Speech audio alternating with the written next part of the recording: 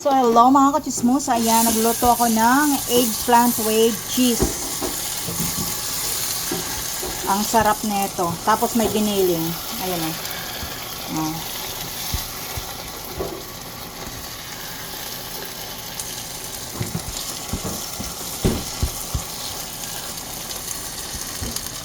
Ay, patayin ko na.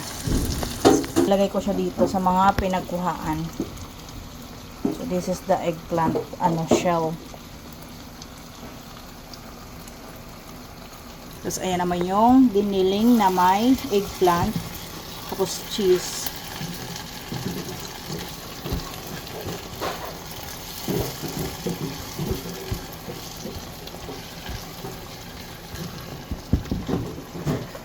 Ayan mga kachismosa, i-bake ko siya. Tapos, lalagyan ko muna ng cheese sa ibabaw. Pag nailagay ko na yung mga palaman. And then, that's it. Nilagay ko dito. Parang hindi pa kasya. Ganyan na lang natin. Para magkasya. Kaya ayoko magganito-ganito eh. Bake pag may time. Ayan. Ano lang pala.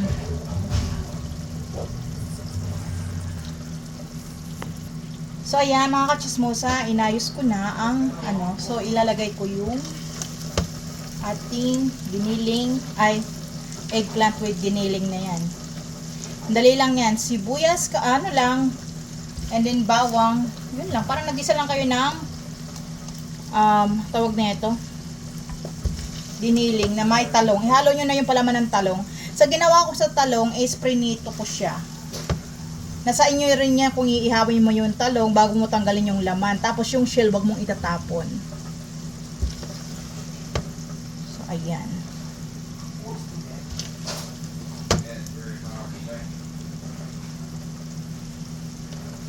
Yung aroma ng sibuyas yung nakakapagpasarap.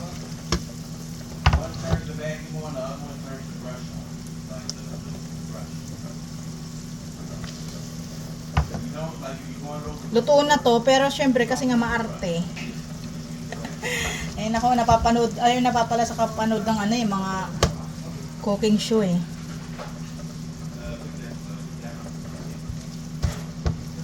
Maganda sana ako may talong na malalaki sa atin eh.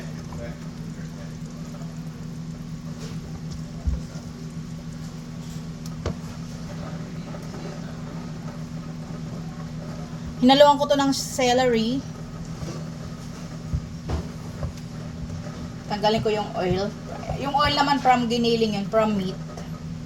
Sana, puno na. No more na, no more. Kasi bibik naman natin, so ayos lang yan.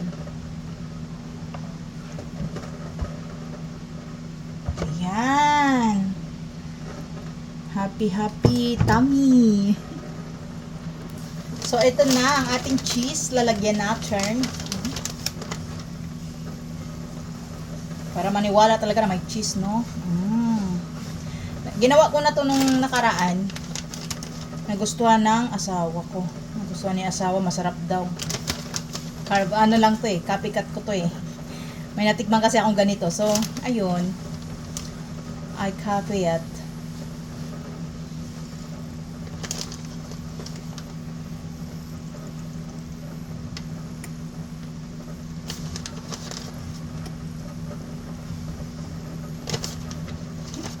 Ang sarap tingnan.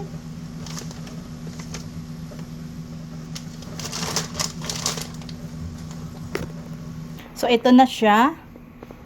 I-bake na natin ng panandalian lang. Wait nyo ang finish. So, ito na mga kachismos ang ating egg with cheese. Eggplant. Look at that. Ooh. So, yan po ang ating nakabake na eggplant. Diba? Golden brown yung cheese.